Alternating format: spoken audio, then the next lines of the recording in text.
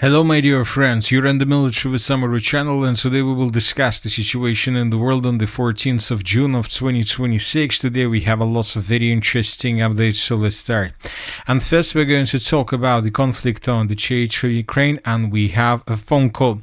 Today, according to information we have, the President of the Russian Federation had a conversation with the President of the United States of America, Donald Trump. Putin held a telephone conversation with Trump. The conversation was friendly and candid, and it lasted 55 minutes, Ushakov reported.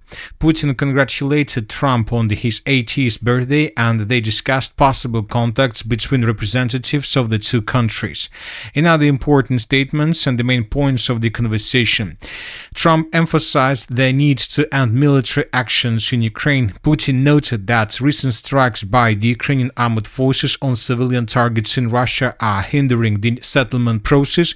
The American leader stated that he is ready to influence both Europeans and Kiev in the matter of settlement. Trump spoke about the alliance between the two countries during the Second World War, noting that this should not be forgotten. Witkoff and Kushner will arrive in Moscow soon. Later, we received another very important piece of news. According to information we have, the President of Ukraine, Zelensky, also had a conversation with Trump. Zelensky stated that I just had a great conversation with Trump.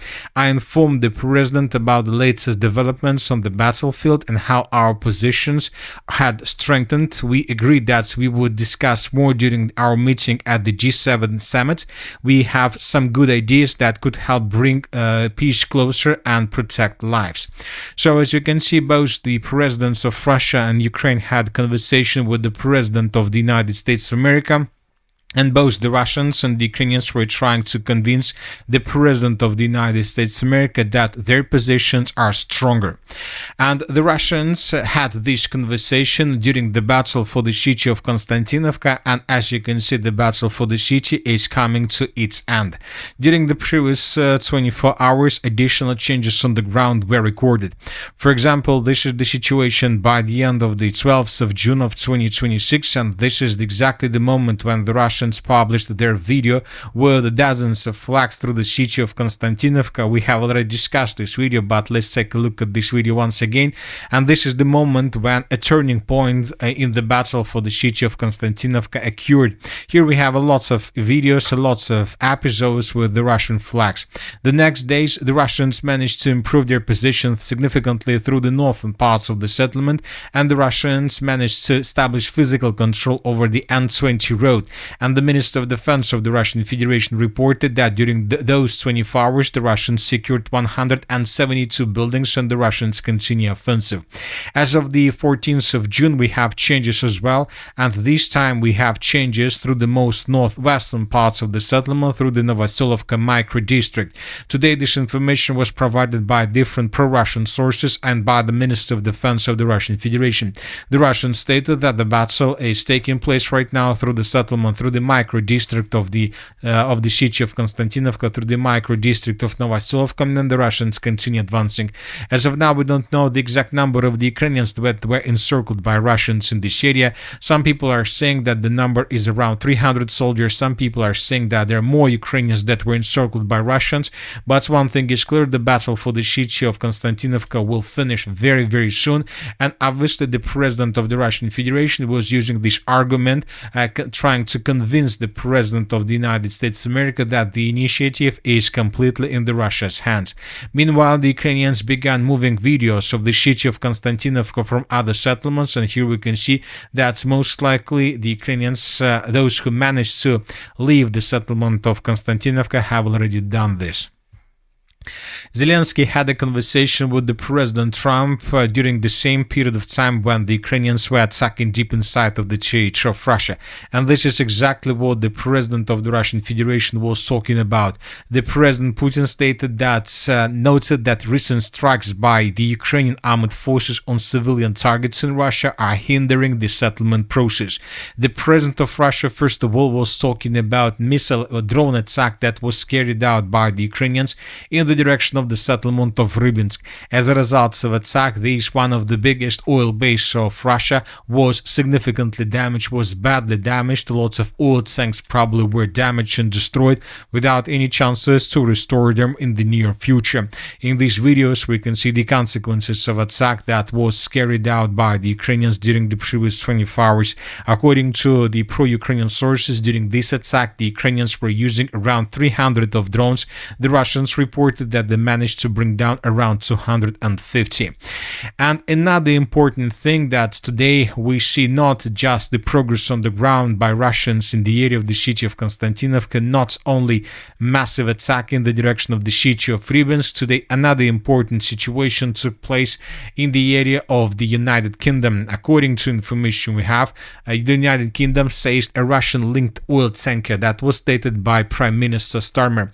The United Kingdom Prime Minister writes that he ordered the armed forces to intercept the oil tanker as it attempted to transit the English Channel. And we have a video on this matter, and here we can see how exactly this process was taking place. United Kingdom has intercepted a Russian tanker from the Shadow Fleet for the first time. The order to intercept was personally given by Keir Starmer. The tanker attempted to cross the English Channel, having departed from Ust-Luga on June 1st. So this is significant escalation from the United Kingdom side. We'll see how the Russians are going to respond to this situation, because obviously the Russians will do this. At the same time, several pro-Russian politicians made a very interesting statements on this matter. The Russians reported that the Russian oil tankers should be mined and blown up if they are forcibly brought into foreign ports. That was stated by Senator Rogozin. Most likely the Russians aren't going to do this, but who knows how the things are going to develop. Now let's return back to Ukraine and let's discuss the situation on the ground. During the previous 24 hours, we received lots of very interesting updates. Probably we have already discussed the situation in the area of the city of Konstantinivka. We see that the battle is coming to its end, but we have another very interesting area. We're talking about the Zaporizhzhia direction. As of the previous 24 hours, changes were recorded in Russian and in the Ukrainian favors. Let's discuss them in details. The Russians continue reducing the settlement of Orekhov and the Orekhov agglomeration till ruins. During the previous 24 hours, additional videos were published of how the Russians were destroying edge positions of the armed force of the Russian Federation. The Russians are tasked to take under complete control the city of Zaporizhzhia during the 2026, despite difficulties and things that are happening through the entire Kherson, Zaporizhzhia and Crimea. In these videos, we can see how the Russians were attacking both the city of Orekhov and the settlement of Tavriska Yurkovka. Furthermore, the Ukrainians managed to improve their positions through the north and Zaporizhzhia direction, and these are the changes on the ground that were recorded. So this is the situation by the end of the 13th of June of 2026, and this is the situation by the end of the 14th of June of 2026.